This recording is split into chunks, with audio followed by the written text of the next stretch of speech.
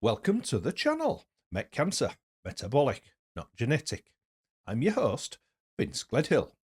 Now, in today's video, another bite-sized piece in the recent hour-and-a-half-long interview with Domenic D'Agostino. And in this snippet, we discuss glutamine. And stick around for some more insights from me. Shane Clark came onto the channel, and we had a discussion, and he's now NED, and he had what did he have? He had, I think it was liver cancer, and I think it went to his lungs, and whatever it was, the oncologists knew that it would go to his lungs, and so it was a particular type, and that's where it metastasized to in most patients. And he'd had the standard of care, and it had obviously not worked, and it knocked the plug out of him. But he read a story somewhere on the interwebs that mebendazole cured cancer, and so as a Northern English manual worker, he just went down the route of taking mebendazole. But the other thing that he read was to also take L-glutamine, and so his protocol was mebendazole and L-glutamine, and his cancer went away. And from everything that I've learned about Professor Seyfried and the theory that cancer is a mitochondrial metabolic disease, that makes no sense whatsoever. The fact that he was taking L-glutamine, and the only explanation I can think of, and I wondered if you might think of anything else, was the fact that the L-glutamine enhanced his body's ability to deal with it, and increase his immune system in some way, shape, or form. Yeah, here's what I'll say. When you take oral glutamine, it can enhance your immune. About 70% of your immune system's in your gut, right? When you take oral glutamine, the blood levels of glutamine don't really change all that much. It goes through. It gets absorbed. It gets mostly absorbed and metabolized in the gut. The gut has a remarkable ability to use glutamine as a fuel. So, but some will get into circulation. So it'll go via hepatic portal circulation to the liver. Then the liver will use, some of it for energy. Glutamine is a conditionally essential amino acid, meaning under periods of stress, it can be beneficial to maintain immune status, especially conditions of muscle wasting. Burn victims use glutamine. It can help repair and restore the gut, especially if you have a leaky gut.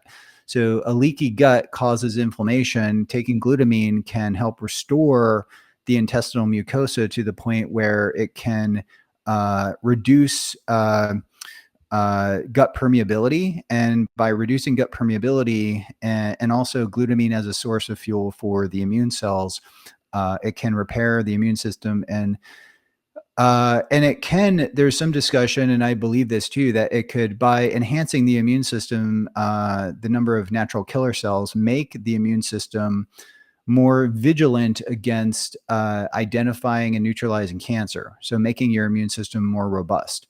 A ketogenic diet has been shown to enhance the adaptive immune system, and there's studies and quite a bit of interest now, and it can do that in just 2 weeks. So it changes blood markers of your immune system, showing a robust increase in adaptive immune system that can, for example, make checkpoint inhibitors like PD-1 inhibitors more efficacious. So mainstream medical oncology, centers now have an interest in the ketogenic diet, not so much because it's targeting the tumor, but because it's going to make their drugs, especially this newer class of drugs, the checkpoint inhibitor is much more effective. So, I mean, evidence of that is two big groups reaching out to me from Moffitt Cancer Center saying, okay, we're interested in the ketogenic diet now because it shows there's a really good rationale that it's going to enhance immune-based therapies. So, I don't know what diet he followed, but it's along those lines of, if you enhance and help the immune system out, then part of the hallmarks of cancer is failure of the immune system to sort of recognize the tumor. And that's due in part to the Warburg effect. Dumping lactate and acidifying the microenvironment makes it harder for the immune system to recognize the cancer. So by virtue of changing the diet to reduce glucose and also insulin drives glycolysis, which increases lactate production. Other researchers in the past have been thought about dumping sodium bicarbonate, but what's the source of the lactate, right? That is glucose. So you just reduce glucose consumption, and the ketogenic diet will suppress insulin, and that's really the driver of glycolysis and lactate, right? So the tumor will be dumping out less lactate, and it's not acidifying the microenvironment, which then prevents the immune system from recognizing it. So, but in theory, you bring up a good point. With the glutamine's a big topic, and I've been in discussions on either side. And I think it's really context dependent, and it really depends on the type of cancer and the patient, if they have compromised immune system, if their gut is completely knocked out because of, chemotherapy.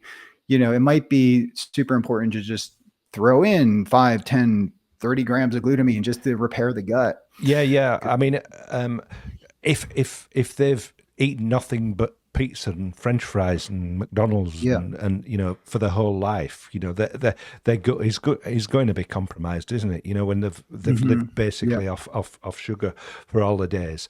And the Press Pulse protocol with Don, for example, I do wonder whether it might be worth in the week off. So it's glutamine on day 2, day 4, day 6, day 8, or whatever. I'm thinking off the top of my head now. That's not exactly Dennis Stacey's protocol.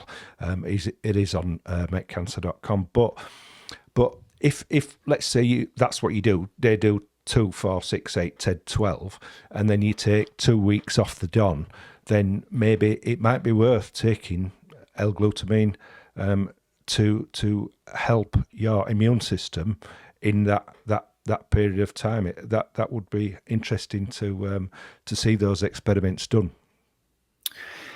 It may be, but I'm of the opinion to let the biomarkers drive that decision. So if you do a comprehensive metabolic panel and a CBC, and I have lots of different patients, have reached out and they send me their blood work, and then based on the blood work and their tumor markers, their red blood cells, white blood cells, and it's important to make that decision based upon, if you do not see evidence of a compromised immune system, if you do not have evidence of overt evidence of gut permeability.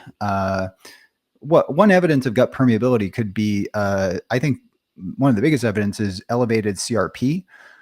Can be, I mean, there's many different reasons if you have infection, but for example, like, within a few hours of feeling a gut bug come on and feeling my stomach like wrenching and stuff. And then the next day, if I was to do a blood measurement of HSCRP, which I've done occasionally, I have a home kit for it. My HSCRP is usually non-detectable or 0.1 or 0.2, but I've had a gut bug. Sometimes I'm traveling. Last time I remember we were in Asia, man, it was like HSCRP was off the charts, So your gut is really, that barrier serves as the most important barrier from the environment to your body, right? And if you're letting things through, and I'll say that glutamine has a remarkable ability, as does beta hydroxybutyrate, which I mentioned, the keto start product. Butyrate goes through circulation, and then that becomes an important fuel for the colonocytes and for the gut. And also soluble fiber. Please send us please share a link, and I'll put links on the video. Yeah, sure. So, and I think these things are important to repair and maintain, reverse gut permeability and to maintain that gut, because the gut, I mean, I teach this topic to the medical students, and the gut is like, that's like your biggest barrier, Yeah. and if that's compromised, that triggers a cascade that can trigger autoimmune reactions. And then if your body's trying to neutralize stuff that's getting into the blood from the gut, then it has a crippled capacity to target the cancer. So impaired immune system then leaves the gates open for Yeah. cancer to. We're all like cancering, we have precancerous cells can develop, but a failure of our immune system to recognize it is when those cancer cells get seeded in a certain area. They start growing like crazy. But immune surveillance through immune optimization, through the gut, through just healthy lifestyle. On that note, Joe Rogan suffers from leaky gut, and in his interview with Jordan Peterson, he mentioned going on a carnivore diet for the month of January every year, and every year his leaky gut goes away. Go figure. That'll do it for today. Please like the video if you did, and please subscribe for more snippets like this to come. If you enjoyed the video, please consider supporting the channel by visiting makecancer.com/support. And don't forget to like the video and click here to subscribe. And over here is the original Shane Clark video I mentioned before.